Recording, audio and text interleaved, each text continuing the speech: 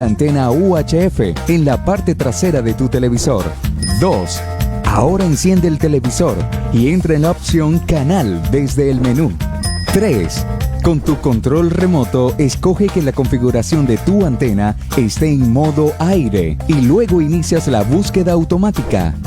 4. Solo espera que la antena escanee todos los canales digitales que tiene para ofrecerte. Una vez que finalice la búsqueda, solo queda el último paso, que es disfrutar de toda la programación de UCI en alta definición desde el canal 18.1.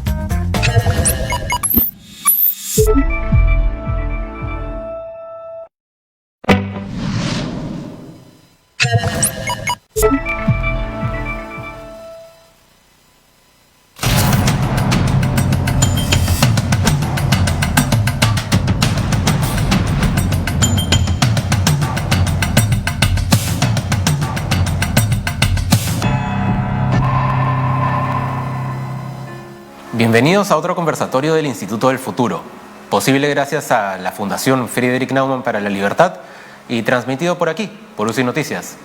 Yo soy Gabriel del Castillo y el día de hoy vamos a conversar sobre un tema que es de vital importancia para nuestro país y es el tema de la seguridad y defensa. Y en particular le vamos a dar una mirada de largo plazo, vamos a discutir cuáles son los retos, los riesgos y sobre todo cuáles son los cambios que se tienen que hacer. Y para eso tenemos un panel de expertos de primera. Pero antes de presentarles a nuestro panel, tenemos unas palabras de bienvenida de parte de la Fundación Friedrich Naumann. Y para ello nos acompaña Jennifer Gómez. Bienvenida. Muchas gracias, Gabriel. Buenas tardes a todos los que nos están viendo por UCI Noticias. Estamos muy contentos de la Fundación Friedrich Naumann para la Libertad de seguir participando con el Instituto del Futuro en estos importantes eventos. Y hoy día con el tema de la seguridad y defensa. Nuestra fundación, Friedrich Naumann para la Libertad, es una de las 6 fundaciones que se encuentran adscritas a partidos políticos en Alemania. Nosotros estamos con el Partido Liberal Alemán. Nosotros participamos no solamente en actividades que realizamos acá en Perú, sino también en Ecuador, en Chile, en Colombia, en Bolivia y en Venezuela. Estamos enfocados a realizar actividades en el ámbito del Estado de Derecho, derechos humanos, economía social de mercado, Smart Cities, digitalización de calidad y educación también de calidad. Los invitamos a que nos sigan en nuestras redes sociales. Estamos como FNF Países Andinos en Twitter, en Instagram y en Facebook. Muchas gracias. Muchas gracias a ti, Jennifer. Y ya saben, no dejen de seguir el trabajo que hace la Fundación Friedrich Naumann. Ahora sí, vamos con nuestro panel para tratar el tema de hoy día, seguridad y defensa. En primer lugar, nos acompaña Ernesto Morales, quien es gestor e investigador justamente en los temas de seguridad y defensa. Nos acompaña también Zoila Sánchez, quien es especialista en seguridad y desarrollo nacional y además catedrática del CAEN. Y además, por último, nos acompaña Eduardo Balbi, especialista en anticipación estratégica que ha trabajado proyectos de anticipación en los temas de seguridad a través de toda Latinoamérica prácticamente.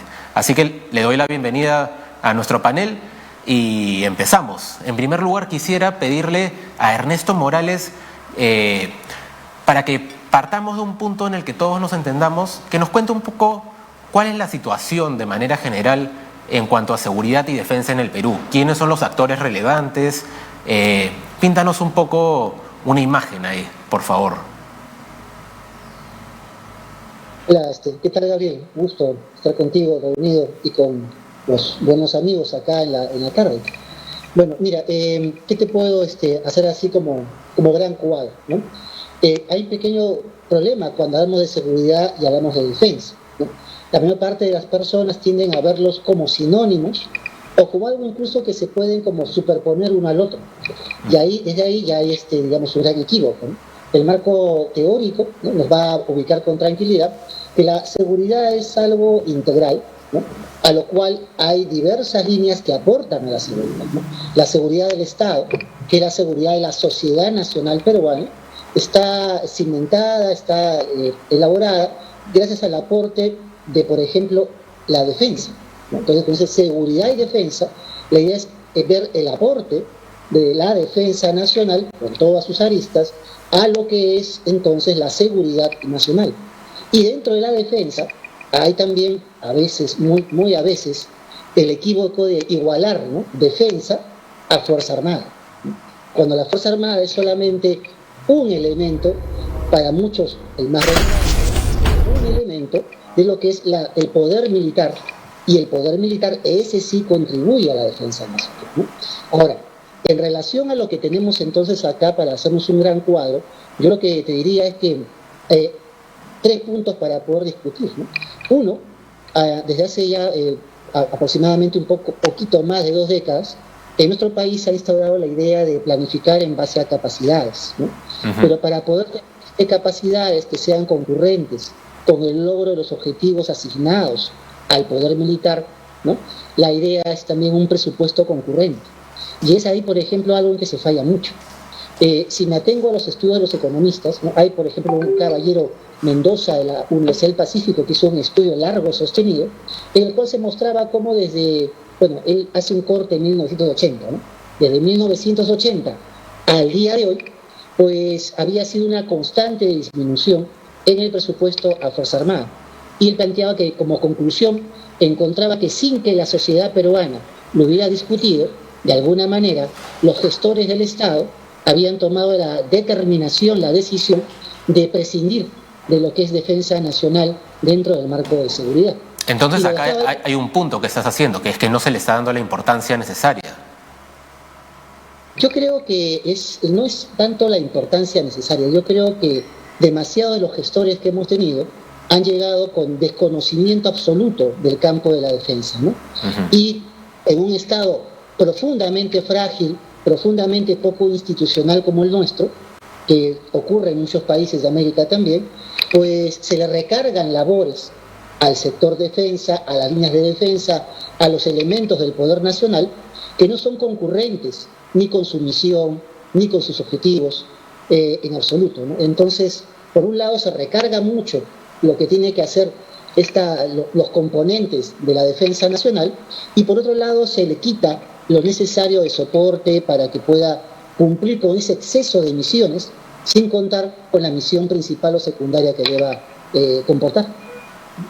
Muy bien, creo que está muy claro cuál es la situación, quiénes son los responsables, ¿no? Tenemos a las Fuerzas Armadas, por ejemplo, y creo que a lo que vamos a tratar de llegar hoy día es, claro, los cambios, los retos, los riesgos, pero también cuál es la forma correcta de pensar en el 2021 sobre seguridad y defensa, ¿no? Creo que para empezar tendríamos que discutir un poco cuáles son los retos que enfrentamos en ese sentido. Y quisiera hacerle esa pregunta justamente a Zoila. ¿Cuáles son los principales retos que enfrentamos en materia de seguridad y defensa en el Perú?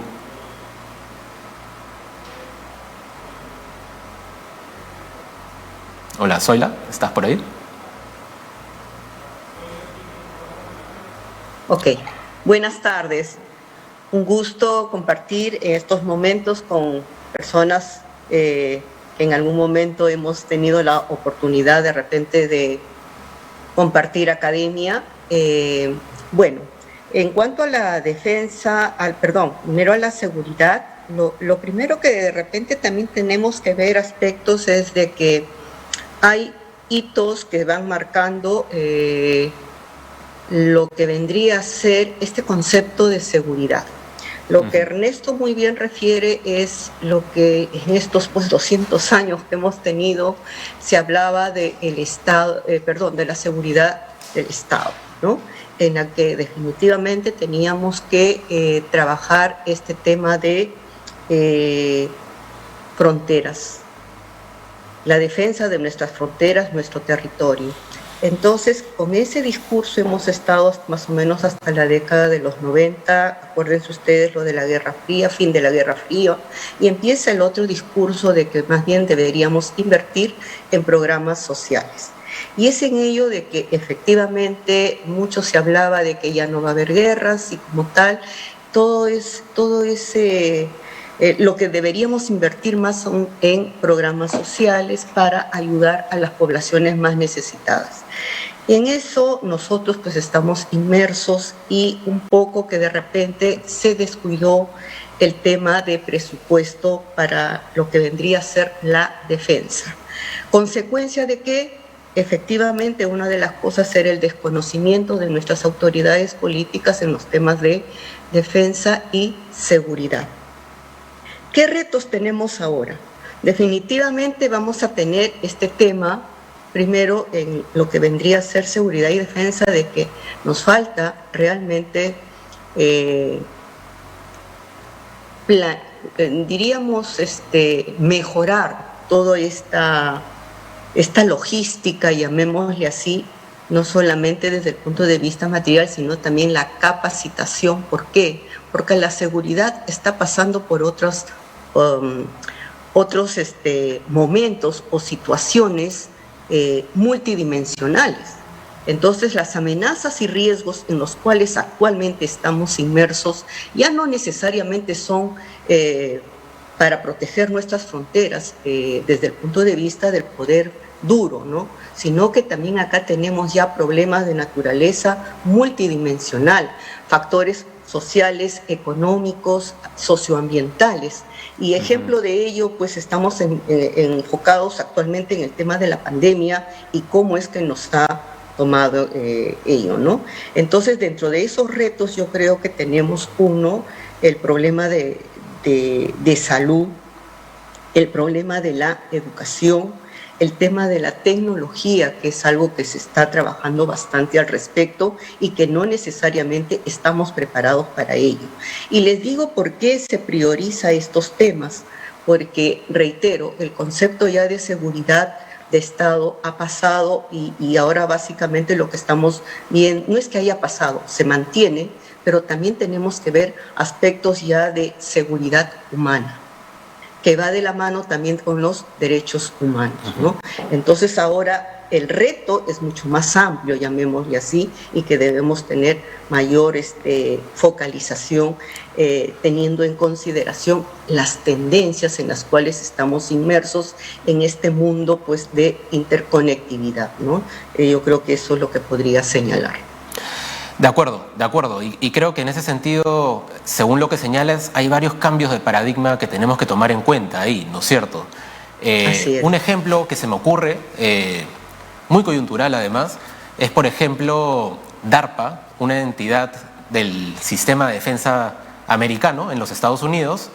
Me he enterado hace poco que ellos en realidad hace unos 10 años fueron uno de los primeros que empezaron a financiar con Moderna el tipo de vacunas mRNA, justamente por el riesgo, el peligro, el miedo a ataques, por ejemplo, con armas biológicas o químicas, y con ese enfoque de anticipación, de digamos, actuar frente al cambio mucho antes de que ocurra, antes de que llegue la crisis, es que hoy en día tenemos esa innovación que nos ha permitido responder a la pandemia con las vacunas que tenemos, ¿no?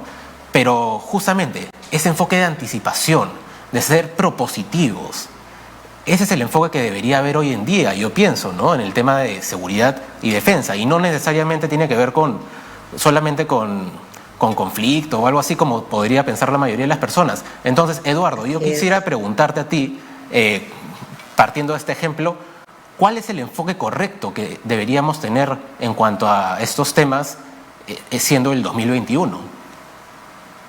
Muchas gracias, mi querido amigo, y gracias a Dios las dos personas que me han antecedido han dado más de la mitad de mi conferencia y de mi charla, así que estoy totalmente de acuerdo con lo que decía Ernesto y con lo que decía Zoila. Voy a poner 3 o 4 puntos. Coincidiendo totalmente con Ernesto, en América Latina mi experiencia es que tenemos una gigantesca dispersión conceptual en los temas de defensa, de seguridad nacional, de seguridad integrada, de seguridad humana y de seguridad ciudadana. Y he marcado solo algunos de los campos. No solamente hay una dispersión conceptual, sino que también hay una dispersión nominativa. Ni siquiera sabemos de qué estamos hablando, en muchos casos.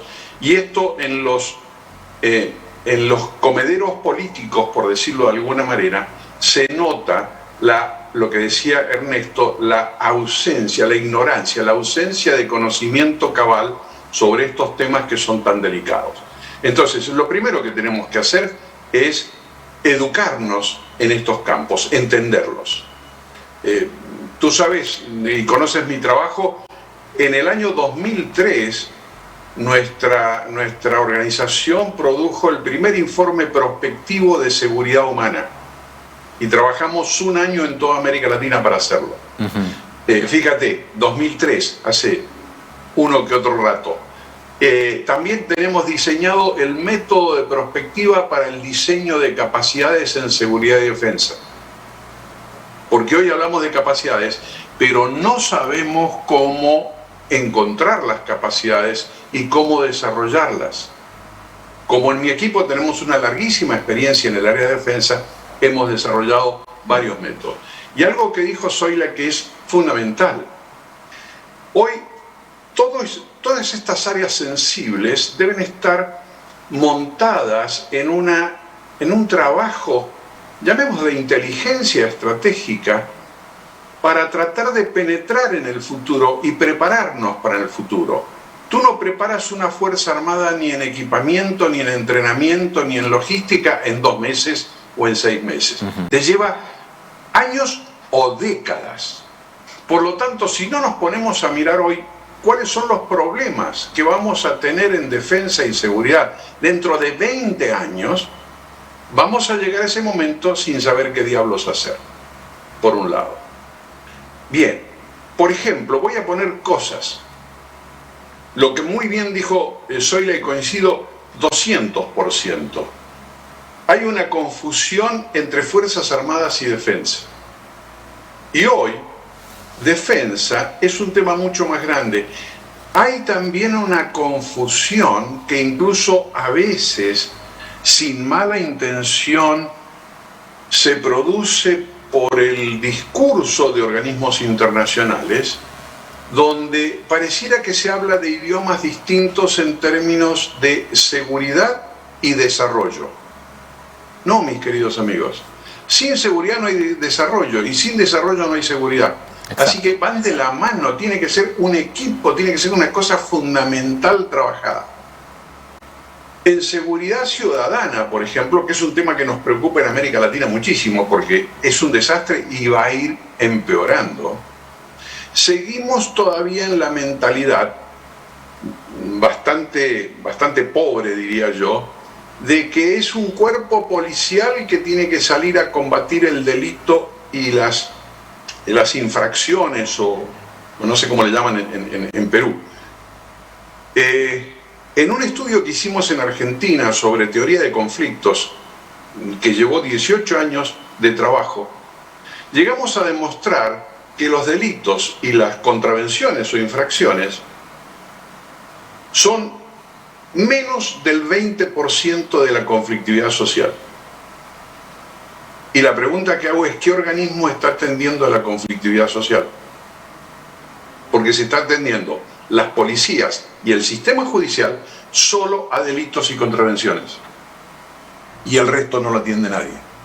Entonces, tenemos que replantear todas nuestras políticas y todas nuestras estrategias en términos de seguridad ciudadana, de seguridad humana y de seguridad nacional. Defensa incluida. Esto es fundamental. Y en el caso de seguridad humana, de seguridad ciudadana, un tema importantísimo es si vamos a seguir siendo reactivos o vamos a ir a ser preventivos, que sería lo ideal, la prevención en seguridad. Es decir, nos gustaría mucho que no ocurriera nada. Ahora, para trabajar así y lograrlo, lo que tenemos que hacer es asegurar que las conductas humanas sean de acuerdo a las normas, a la ley y a las buenas costumbres. De acuerdo. Por lo tanto, ya no es un tema de policía, es un tema de toda la organización social y de todo el país, con todos los ministerios y con todas las agencias. Es un tema de cultura. Claro, acá hay todo un sistema que es el que tiene que responder a estos retos, a estos riesgos. Por supuesto. Claro. Entonces, Eduardo, vayamos poniendo cosas concretas sobre la mesa. ¿Qué tipo de riesgos son los que hay que tratar con este enfoque que mencionas? Pero ¿cuáles son los riesgos que hay que tratar hoy en día? que van apareciendo? Mira, o que están en el horizonte, digamos. Te voy a marcar dos áreas de riesgos. Uno de los riesgos más grandes que tenemos hoy en nuestras sociedades es lo que se ha dado en llamar la naturalización de la violencia. Nos acostumbramos a vivir en mundos violentos y lo tomamos como si fuera natural. Cuando eso pasa, dejamos de actuar y la sociedad no se compromete. Segundo riesgo, si la sociedad organizada y las personas individualmente y todas las agencias públicas y privadas no se comprometen de manera integral, total, con los sistemas de seguridad, los tres que mencioné, nacional, seguridad humana y seguridad ciudadana, para mencionar solo tres, si no se comprometen, no hay éxito en ninguno. Es decir, el único éxito es cuando es un tratamiento integral y completo. Y además, tenemos que saber exactamente qué decir, cómo verlo, cómo medirlo y cómo trabajarlo. Por ejemplo, en nuestros países tenemos uno de los problemas más grandes que hay, la corrupción. Y mientras haya corrupción, la corrupción es un caldo de cultivo para todo lo que va fuera de norma. Entonces, el trabajo que tenemos es enorme, es un trabajo total, un trabajo cotidiano, un trabajo permanente, un trabajo que no se puede tener éxito de la noche a la mañana, lleva mucho tiempo, son cambios culturales que hay que hacer. Y además hay que movilizar inclusive hasta la estructura administrativa, formal y jurídica de nuestros países.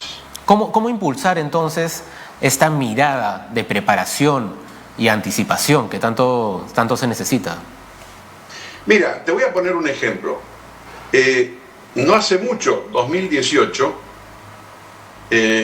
a mí me honraron en Ecuador y me contrataron para dirigir con nuestros métodos lo que hoy está como un paso en vigencia y se está trabajando en Ecuador, que es el nuevo Plan Estratégico Nacional de Seguridad Ciudadana y Convivencia Social Pacífica, así se llama, 2019-2030.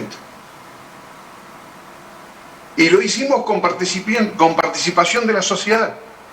Cuando tuvimos que seleccionar las variables estratégicas de análisis y otras cosas, nos fuimos en Ecuador a las 9 regiones y en cada región hicimos un taller con la sociedad, a la cual la invitamos de manera totalmente abierta, y otro taller con las personas que tenían algún tipo de cargo o posición dentro de la sociedad, es decir, los actores importantes y la sociedad. Hicimos 18 talleres, un esfuerzo descomunal en todo el país. Pero sabes, te voy a decir lo que pasó, y esto vale la pena verlo. Nosotros llegamos, después de un largo trabajo con nuestro equipo de planeamiento, que en algunos momentos tenía más de 100 personas, llegamos a definir 34 variables estratégicas. Fuimos a la sociedad, se las mostramos, les pedimos que debatiéramos y que dijeran si estaban bien o estaban mal. ¿Sabes cuál fue el resultado de los 18 talleres? De las 34 fueron 6 que fueron tiradas a la basura por la sociedad, y con razón. Pero aparecieron 7 variables que a nosotros se nos habían escapado en el gabinete. Estoy mandando un mensaje, ¿eh? No se pueden hacer este tipo de cosas sin la participación social. No se pueden hacer en el laboratorio todo. Tenemos que salir y compartirlo y comprometer a la sociedad. Me parece un punto muy importante, Eduardo. Y justamente quisiera involucrar a Ernesto en este punto para que nos diga, para empezar, ¿tenemos algo parecido en el Perú? En todo caso, ¿por qué no? ¿Y qué es lo que falta para poder tener un proceso como este que involucre participación de todos los sectores, ¿no? De la ciudadanía? Mira, primero, la primera respuesta que ahí se decanta, como te decía en la primera parte, tiene que ver con la fragilidad que tiene institucionalmente nuestro Estado, nuestra sociedad. hace demasiadas décadas basada en lo señaló, no solamente para el Perú, para varios países de América Latina, especialmente el Perú, ¿no? Entonces eso, digamos, es un mal compartido, ¿no?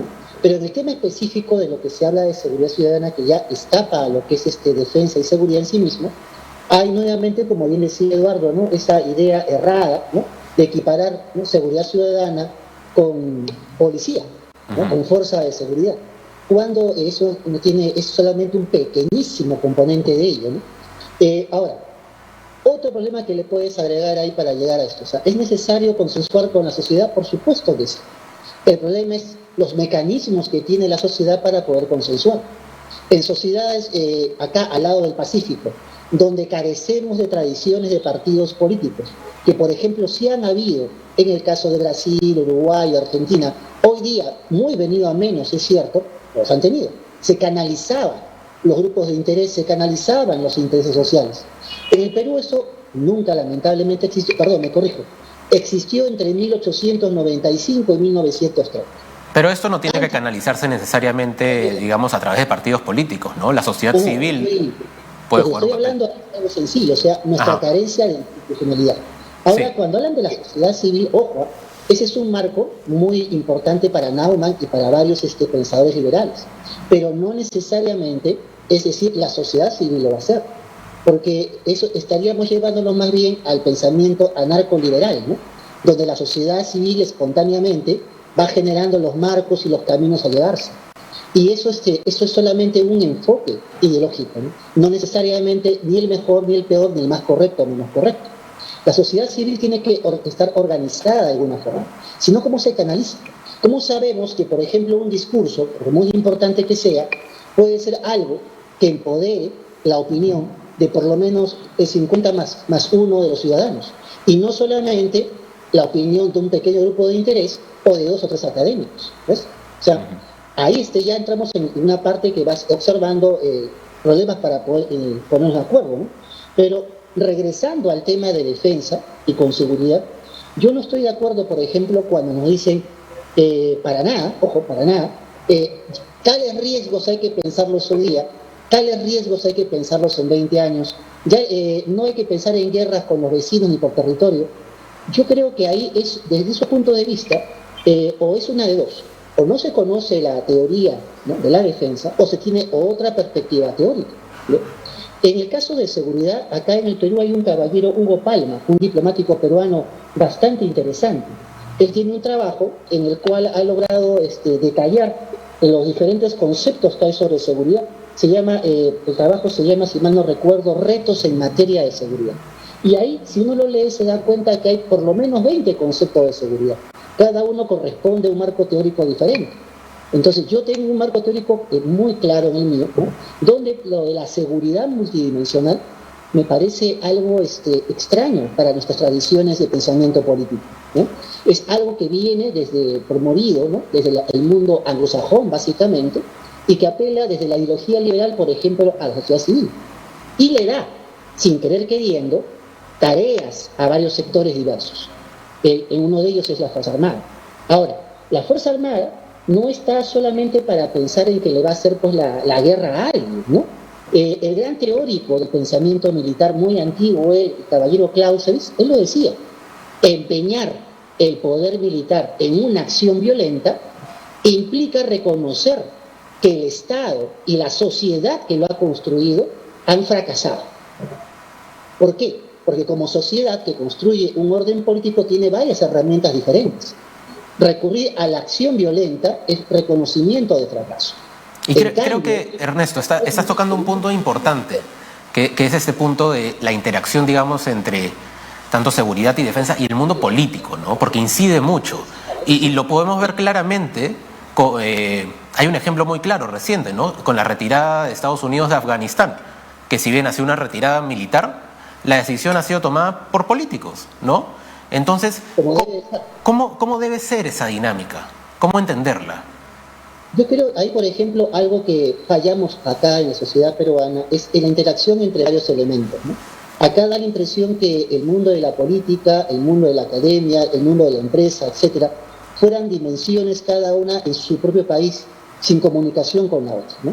Yo, por ejemplo, le tengo profunda envidia a Argentina en ese aspecto, ¿no? Sin decir pues que han logrado niveles excelsos, tienen institucionalidad y comparten discusión. O sea, no es nada raro encontrar a un ministro de Defensa, a un canciller reunido con la academia debatiendo, recibiendo puyazos y defendiendo la política del Estado, ¿no? Entonces, acá más bien no tenemos eso. No tenemos claros cuáles son los intereses nacionales. Por lo tanto, ¿cómo planificamos? Si no tenemos claros cuáles son los objetivos que queremos como sociedad, ¿cómo le encargamos al Estado que pueda buscar los elementos o los instrumentos para conseguirlos? Entonces tenemos de repente hasta una Fuerza Armada, una policía, una academia, planificando sus objetivos a 5, 10, 15, 20 años, construyendo grandes y precisas metodologías que al fin y al cabo se vuelven todas inútiles porque ninguna de ellas está orientada al logro del objetivo del bienestar de la sociedad, porque la sociedad al fin y al cabo no ha tenido el momento de plantear sus objetivos. Y entonces, de repente tenemos, por ejemplo, una Fuerza Armada llena de drones, y uno se pregunta ¿para qué? O tenemos una fuerza policial llena de laboratorios, por ejemplo, para vacunas, y uno se pregunta ¿para qué? ¿No? Y todos dicen, no, es que es lo que hay que enfrentar hoy día. No, estamos equivocados. Primero, como sociedad, construimos nuestro ordenamiento político y graficamos con claridad cuáles son nuestros objetivos. Y en función a eso, ya podemos decidir quién se hace cargo de qué, un decalaje adecuado, qué va a identificar, qué metodologías construirá, con qué personas contará, etcétera, ¿no? No hacerlo así nos lleva más bien a enorme confusión, ¿no? Y todo nos puede parecer interesante después. Por ejemplo, mira, Gabriel, algo que hoy día se habla mucho, se habla demasiado y se hace poco, la verdad, en América Latina, es el área ciber.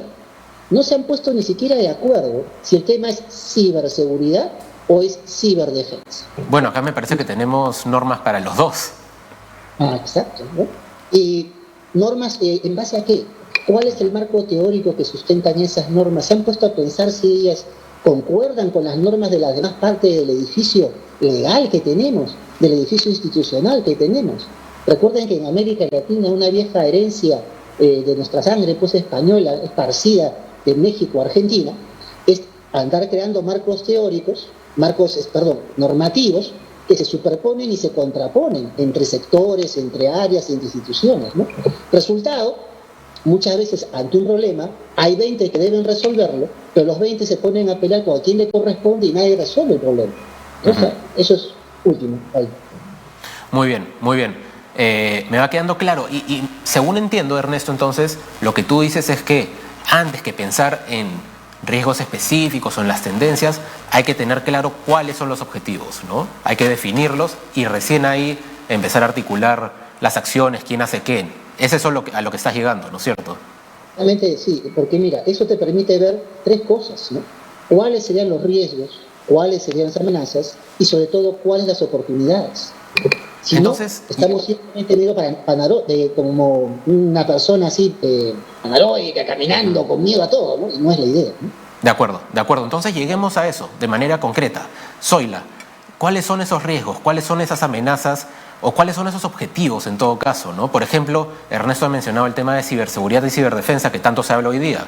Pero, ¿qué otros hay, no? ¿En qué deberían estar enfocándose realmente estos sectores? Bien, a ver, retomando un poco y de repente para profundizar en este tema. Cuando se habla de retos, ¿no? Efectivamente, yo creo que, y acá vamos a coincidir todos, dentro de los retos, en la región de Latinoamérica, llamémosle así, es bastante compleja, ¿no? Y es un común, creo yo, en la que nuestros niveles de gobernabilidad son bastante frágiles. Y como tal, creo que lo primero que tendríamos que ver nosotros es nuestra estabilidad democrática. Ese es por un lado. Uh-huh. Por otro lado, tenemos el tema de la seguridad pública.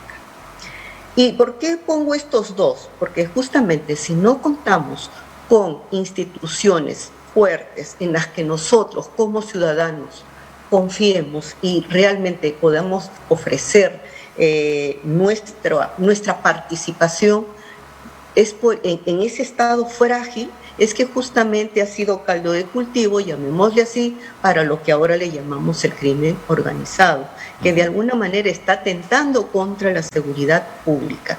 Y cuando hablamos de esta seguridad pública, muy bien se refiere no solamente pues es el empleo de la fuerza, ¿no? de la policía, sino que también acá tiene que ver también el Poder Judicial, tiene que ver la ciudadanía en sí, en este caso lo que vendría a ser la sociedad civil, o sea, es un compromiso y lo que eso es algo que realmente no se tiene. ¿Por qué?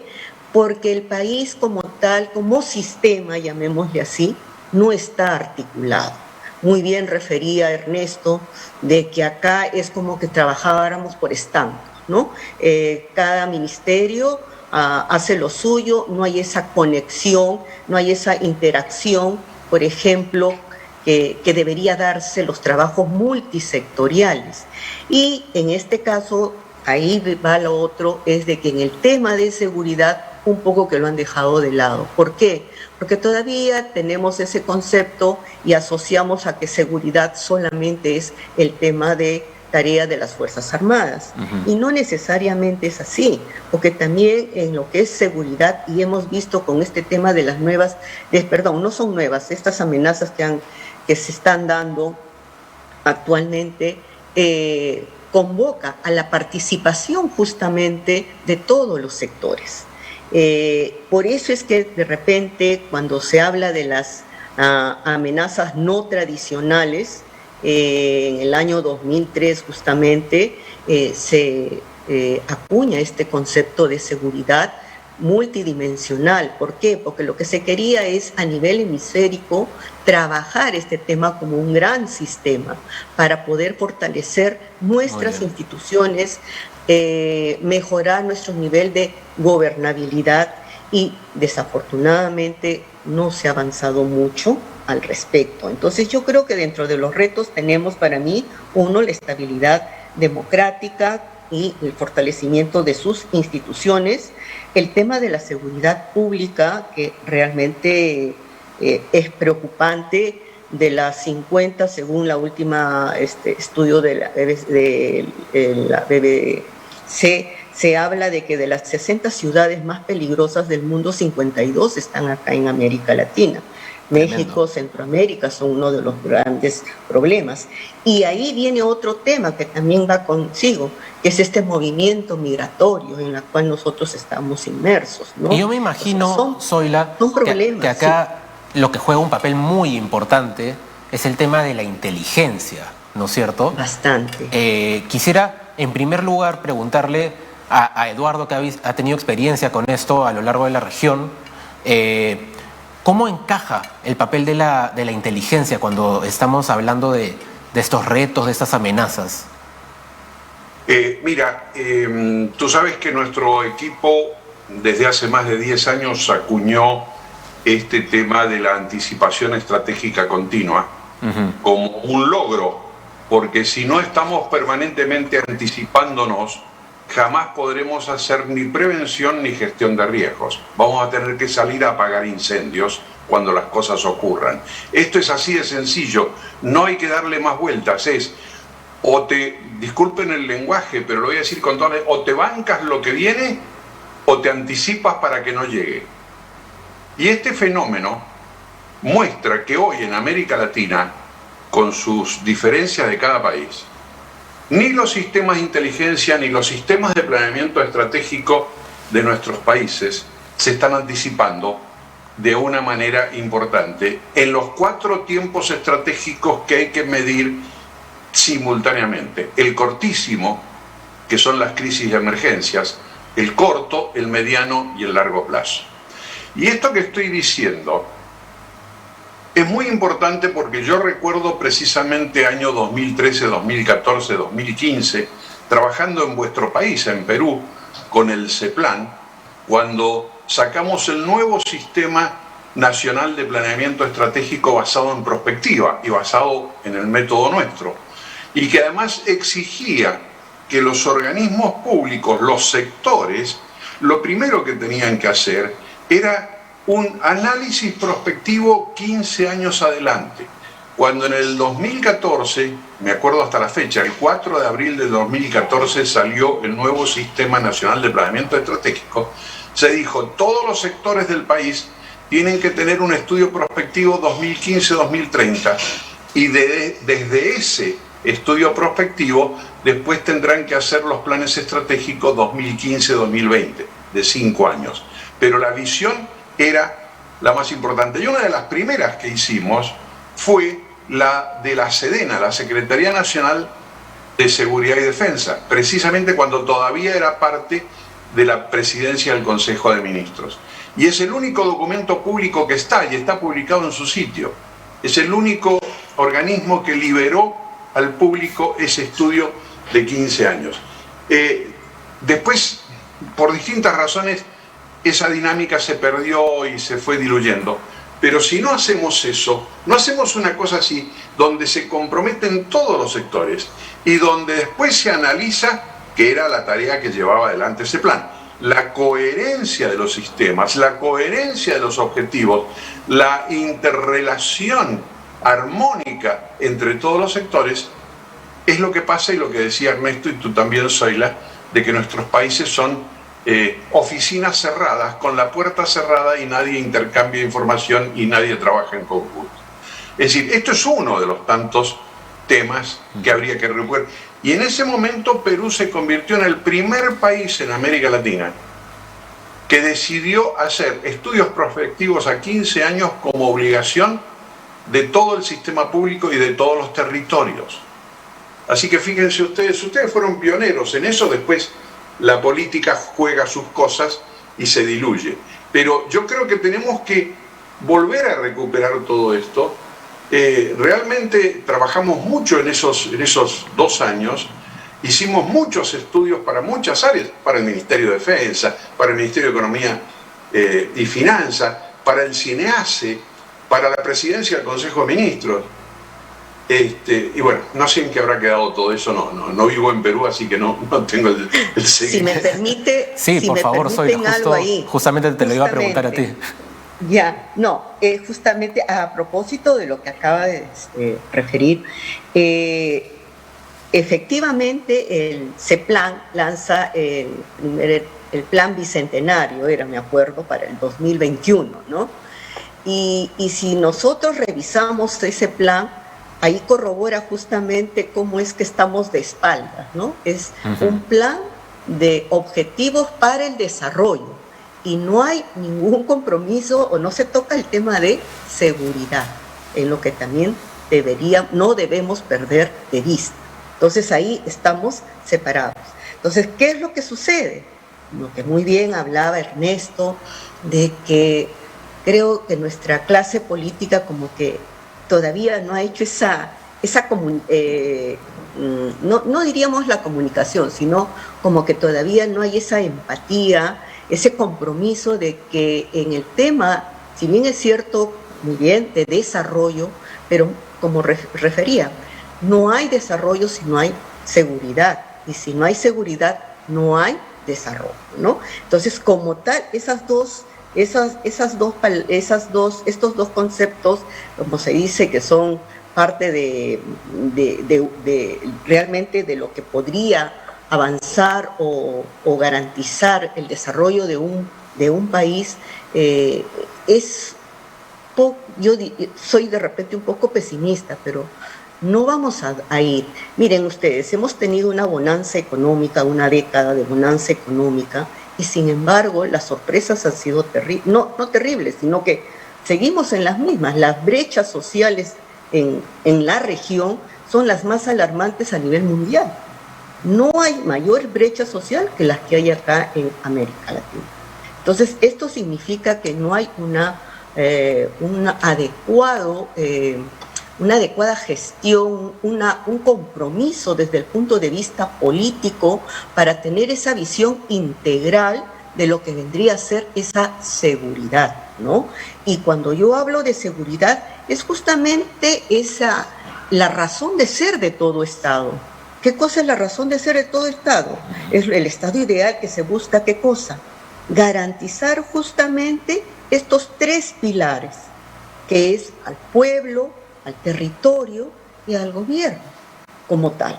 Entonces, me parece un punto muy importante el que estás haciendo en particular. Si no se cumple ello, pues de alguna forma, entonces es que no hemos avanzado mucho, ¿no? Entonces, si seguimos pensando que las Fuerzas Armadas solamente es para el empleo de su fuerza, meramente para temas que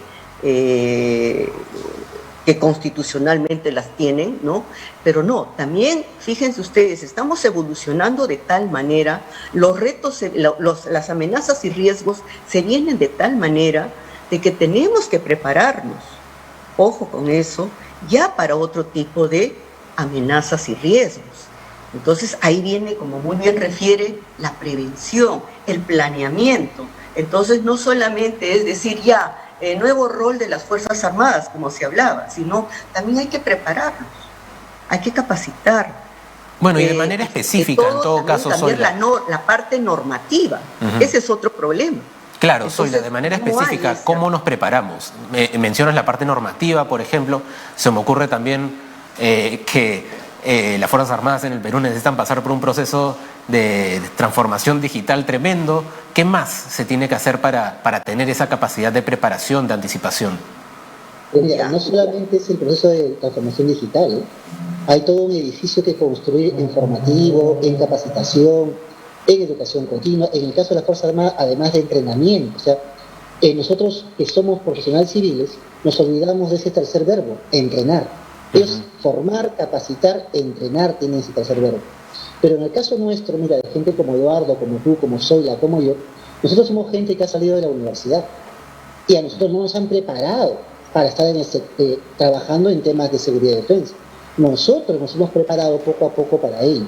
Y cada vez que luego nos juntamos nos damos cuenta que, por ejemplo, como sociedad civil, lo que menos tenemos son profesionales en estos ámbitos así en plural, instituciones civiles en estos ámbitos, así en plural, centros de investigación en estos ámbitos, así en plural. Entonces, ahí hay una misión nuestra, ¿no? La misión de nosotros como sociedad civil es la de formar y capacitar a personas para, generar instituciones para, y para ello es sustantivo la labor de la universidad. Si la universidad no está formando y capacitando, los centros de investigación terminan siendo un sueño, ¿ves? Entonces, hay mucho que hacer. Gabriel, sí, Eduardo. Perdón, miran, yo le voy a pedir 1000 disculpas a Ernesto y a Zoila y a ti, pero como les había dicho, yo en 2 minutos tengo que salir de esta reunión porque tengo clases en Colombia. Y de acá tengo que desconectarme y reconectarme en otra plataforma. Pero es un tema importantísimo, coincido con lo que acaba de decir Ernesto, y realmente creo que todo el tema de seguridad nacional, seguridad humana, seguridad pública y ciudadana y defensa necesitan urgentemente un replanteo conceptual, pero moderno y además mirando los nuevos desafíos. Y termino con esto, y discúlpenme que haya tomado la palabra, pero si miramos rápidamente, tenemos la migración venezolana, pero el Mediterráneo está siendo cruzado todos los días por cientos de africanos que se van a Europa. Tenemos a ISIS-K, tenemos a los talibanes, y lo dejo ahí. Si además tenemos el narcotráfico, el crimen organizado, un país como Perú o como Argentina, que tarde o temprano, más de lo que estamos viviendo, la piratería de los recursos naturales marítimos va a ser una batalla, pero infernal, no les quepa la menor duda, Tenemos que estar preparados. Entonces, no se está pensando ni trabajando y no se está incluso compartiendo con la sociedad estos temas. Y no quiero criticar a las sociedades, porque las sociedades hoy ignoran el tema, por lo tanto no son responsables. Hay una responsabilidad política y hay una responsabilidad educacional de enseñar estos temas y ponerlos en superficie, que no ha sido hecha. en los últimos años en distintos niveles en toda América Latina. No critiquemos a la sociedad porque lo ignora, nadie se los dijo. Entonces, esta es una tarea donde creo que tenemos que trabajar desde la academia y desde el gobierno y desde los centros de investigación. Yo me despido, les agradezco infinitamente la invitación y sigan, por favor, porque es un tema fantástico. Lamento que se me hayan cruzado las cosas. Un abrazo grande. Muchísimas gracias, Eduardo. Un gusto. Hasta luego. Y quisiera aprovechar que has mencionado varios puntos ya para hacerle la pregunta a Ernesto y a Zoila. Bueno, hemos hablado de riesgos específicos y amenazas, ¿no? Por ejemplo, en el tema, algunos actores específicos, el tema de ciberseguridad, ciberdefensa, la conflictividad social, sin mencionar otros aspectos en los que los sectores de seguridad y defensa hoy en día juegan un papel, ¿no? Como es la respuesta a crisis ambientales, ¿no? Que vamos a enfrentar cada vez más seguido, entre otras cosas. Hemos hablado también acerca de cómo repensar el papel de los actores involucrados tanto en seguridad y defensa. Pero ahora que nos quedan pocos minutos, quisiera que hablemos de medidas concretas, medidas específicas. Pónganse en los zapatos de, digamos, imagínense que son el zar de la seguridad y defensa en el Perú. ¿Cuál sería su prioridad? ¿Qué sería lo primero que impulsarían? Bueno. Vamos con Zoila y después con Ernesto. A ver, lo que muy bien se refiere es de que lo que más se necesita, creo yo, es un trabajo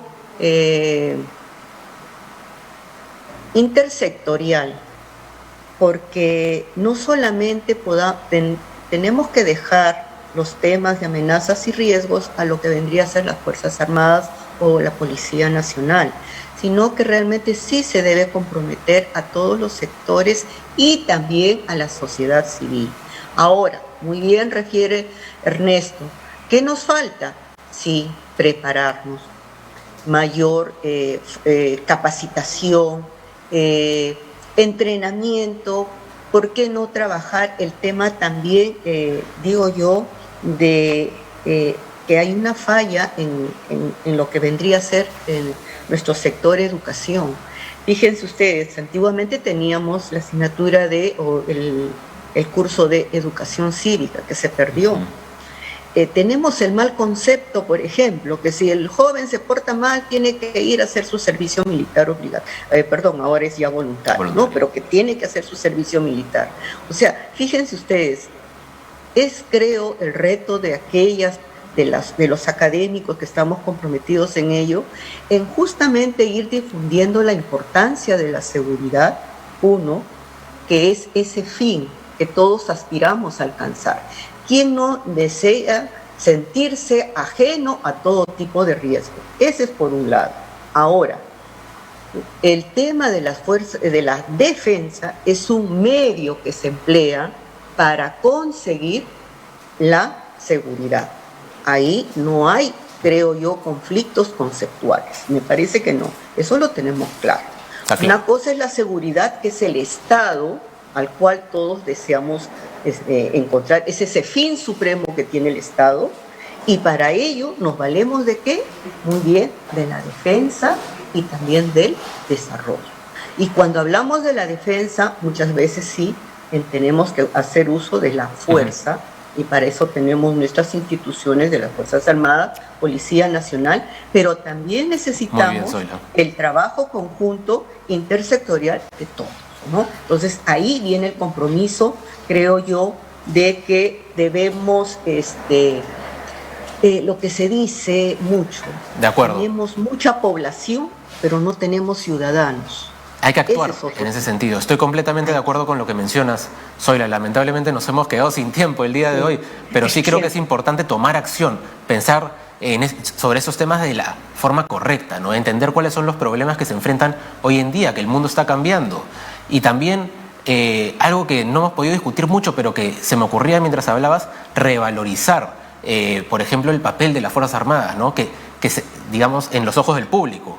Pero bueno, ese es un tema muy importante, muy buena discusión. Muchas gracias a nuestros panelistas y al público. Este fue un conversatorio del Instituto del Futuro. Hasta la próxima.